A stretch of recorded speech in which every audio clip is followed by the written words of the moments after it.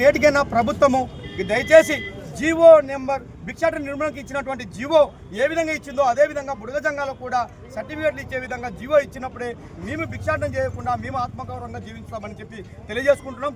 మరీ ముఖ్యంగా ఈ ఆంధ్రప్రదేశ్ రాష్ట్రంలో మా బుడగజంగ కాలంలో బాల్యవివాహాలు ఎత్తనేమి, మూఢనమ్మకాలు ఎత్తనేమి, ఇంత ఆచారాలు ఎత్తనేమి, భిక్షాటన చేయకూడదని చెప్పి జడ్జీలు వస్తున్నారు, లాయర్లు వస్తున్నారు, అదేవిధంగా పోలీస్ యంత్రాంగం వస్తుంది, ప్రభుత్వ యంత్రాంగం వచ్చి అవగాహన కల్పిస్తున్నప్పుడు కూడా మేము చెప్తూనే ఉన్నాము.